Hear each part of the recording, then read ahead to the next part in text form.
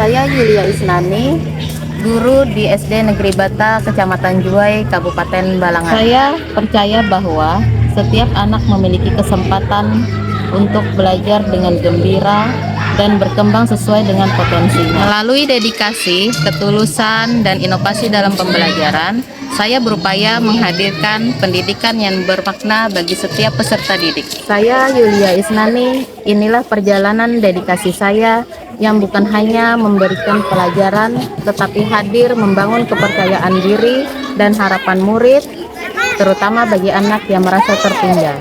Bagi sebagian orang, sekolah adalah tempat bekerja, tempat datang di pagi hari, dan ditinggalkan saat jam kerja selesai. Namun bagi saya, sekolah pernah menjadi lebih dari sekedar tempat mengajar. Sekolah pernah menjadi rumah, tempat saya membesarkan anak-anak, tempat saya menyusun harapan, menahan air mata, dan menguatkan diri untuk tetap mengabdi sebagai seorang guru. Saya lahir dan tumbuh dalam keluarga sederhana yang mengajarkan arti kerja keras sejak dini. Menjadi guru bukanlah jalan yang mudah. Saat menjadi guru honorer, saya menjalani kehidupan dengan penghasilan yang sangat terbatas. Namun, keterbatasan tidak pernah mengurangi kecintaan saya terhadap dunia pendidikan. Karena bagi saya, kebahagiaan seorang guru tidak selalu diukur dari besar kecilnya penghasilan. Kebahagiaan itu hadir ketika melihat anak-anak berkembang, ketika mereka mulai bisa membaca, ketika mereka memahami pelajaran, dan ketika mereka mulai percaya pada kemampuan dirinya sendiri. Perjalanan menjadi guru ASN saya raih melalui perjuangan yang panjang. Dari penyebutnya, selisihnya berapa ini? 75 kurangi 73 itu selisihnya 2. Pada siang hari saya mengajar, pada malam hari saya belajar.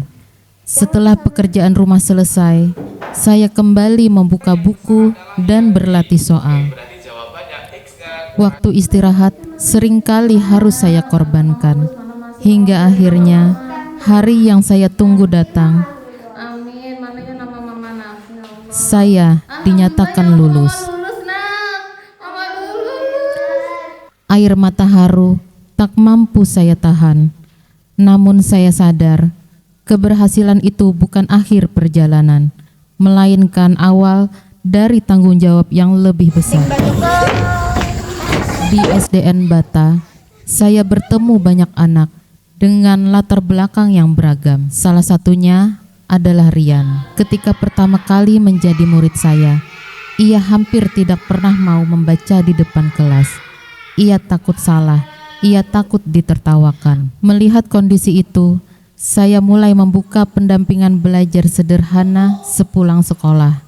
Tanpa biaya, tanpa fasilitas mewah, hanya dengan kardus bekas, kertas sisa, dan semangat untuk membantu anak-anak belajar.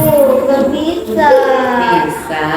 Coba lagi sayang. Perubahan memang tidak terjadi dalam semalam. Namun suatu hari, Rian mengangkat tangannya sendiri. Ia meminta kesempatan untuk membaca di depan kelas. Dengan suara yang masih pelan tetapi jauh lebih percaya diri, Rian berhasil membaca satu paragraf penuh. Ketika teman-temannya memberikan tepuk tangan, saya merasakan haru yang luar biasa. Saat itulah saya memahami, tugas guru bukan hanya mengajarkan pelajaran, tetapi membangun keberanian, harapan, dan kepercayaan diri setiap anak. Di tengah kebahagiaan mengajar, kehidupan pribadi menghadirkan ujian yang tidak ringan.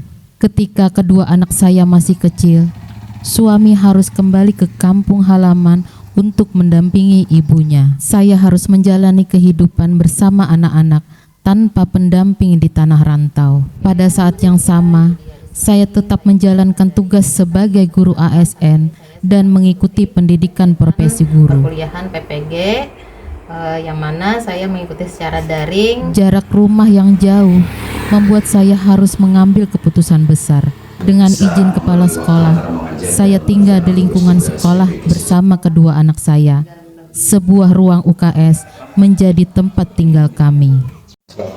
Terima kasih Pak. Di ruangan kecil itu, anak-anak saya belajar. Di ruangan itu, mereka tidur.